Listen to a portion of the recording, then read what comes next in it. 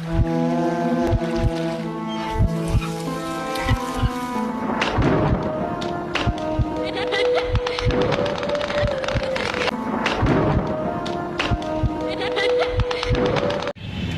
राम भाइयों, ये जो आज की जो मैं आपको कहानी सुनाने जा रहा हूँ, ये कहानी जो है उत्तर प्रदेश के सीतापुर की जो है ये कहानी है। एक 40-42 साल का आदमी जिसका नाम मनोज, और घर में अकेला रहने वाला बंदा, कोई भी नहीं था उसके, मतलब अकेला ही था वो, उसका कोई भी परिवार नहीं था, शादी ब्याह उसका हुआ ही नहीं था, अकेला था। तो सीतापुर के एक गांव में रहा करता था बंदा, और गांव भी ऐसा था कि ज़्यादा विकसित नहीं था उस टाइम। तो कहाँ ही 1987 में कहाँ ही विकसित होगा वैसे भी। और पहले की अगर बात करें तो गांव में होता क्या था कि पहले गांव में नाच गाना हुआ करता था।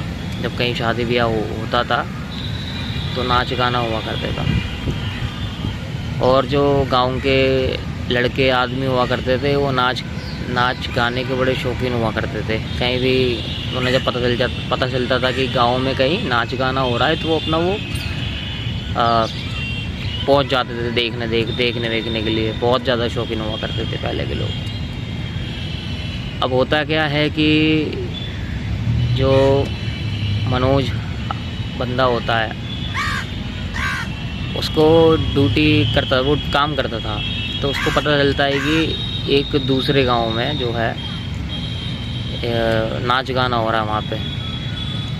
वो बंदा क्या करता है भाई, वहाँ से अपने उससे इतना शौकीन होता है वो कि अपने काम पे से वो हाफ डे लेके आ जाता है। ठीक है, अब सीन क्या होता है, हाफ डे ले आता बंदा। अब ये बंदा भाई शाम को आता है करीब 4-4 बजे करीब, और दूसरे गांव निकल जाता है। वहाँ खूब भाई साहब जाते हैं, वहाँ देखता है फुल गाना बजाना हो रहा है, खूब नाचता है वहाँ पे, नाच गाना देखता है भाई वहाँ पे लोंडा। ठीक है, अब वहाँ नाच गाना चल रहा है, देख रहा है। अब वो बंदा इतना मगन हो जाता है उस वातावरण के अंदर, उस माहौल में इतना मगन हो जाता है वो कि उसको पता ही नहीं चलता कि समय कितना हो रहा है। रात का टाइम होता है, रात हो जाती है काफ़ी, इतना मगन हो चुका होता है। जब थोड़ा सा उसका ध्यान उतरता है, तब कहता है कि भाई अब थोड़ा मुझे लगता है कि अब घर चलना चाहिए। तो जब वो समय देखता है तो समय हो रहा होता है करीब रात के 1 या 1:30 बजे होते हैं। तो वो वहाँ से पैदल चलना स्टार्ट करता है, और उसके गांव की दूरी होगी तो 3-4 किलोमीटर की दूरी होगी बस। और एक रास्ता था जो कब्रिस्तान के अंदर से गुजरता था। अगर उस रास्ते को अगर वो फॉलो करता तो वो बैठ जाता करीब 2.5 किलोमीटर, 2.5 से 3 किलोमीटर, तो मतलब फासला घट रहा था।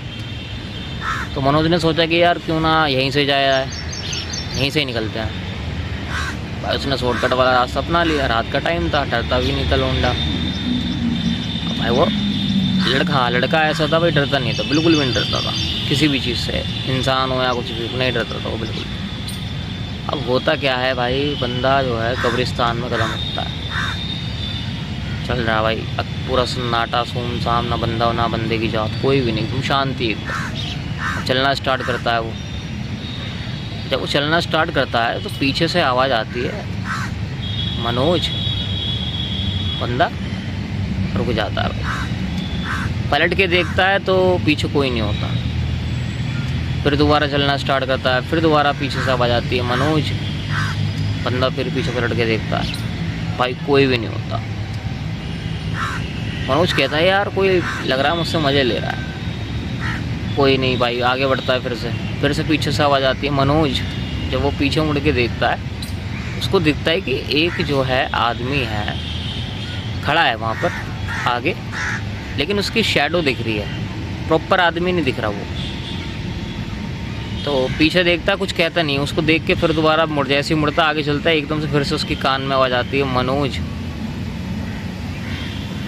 भाई फिर पीछे मुड़ के देखता, वही बंदा जो पीछे खड़ा हुआ था और अब की बार ना वो आगे की तरफ आता है, थोड़ा सा उससे थोड़ा सा पास दिखता है वो।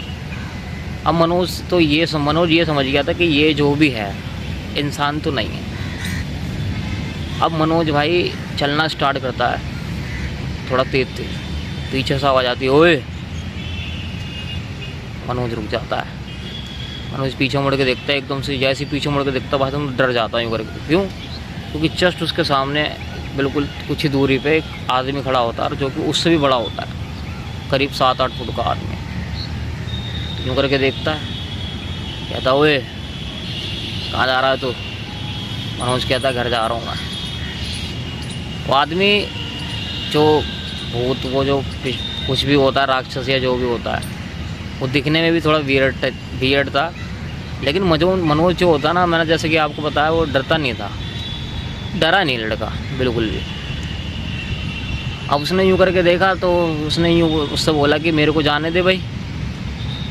तो वो जो बंदा होता है, जो राक्षस होता है, क्या कहता है कि तेरी किस्मत बढ़िया है कि तू आज जिंदा बच के जा रहा है यहाँ से।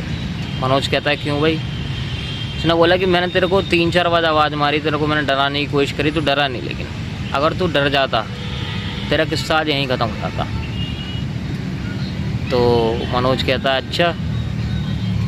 कहता है जो बंदा होता है, राक्षस जो होता है, कहता है तू जब अब निकल ले यहाँ से, इससे पहले कि लेकिन अब मैं कुछ बोलूँ तो पीछे मुड़ के मत देखियो। मनोज कहता है ठीक है भाई। जब वो पीछे जब दोबारा चालू होता है, वो चलना चालू होता है, तो पीछे से आवाज़ आती है लड़की की, लेकिन मनोज रुकता नहीं, मनोज चला जाता है भाई घर की तरफ। अगले दिन क्या होता है भाई, सुबह जब घर से बाहर निकलता है तो 4-5 बंदे वहीं पे खड़े होते हैं।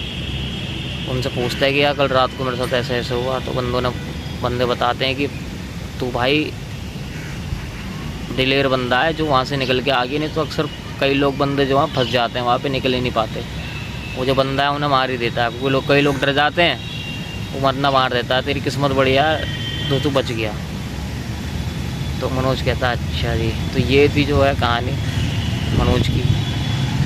तो बताइएगा कैसी कहानी है। तब तक के लिए राम राम, मिलते हैं अगले एपिसोड में। राम राम।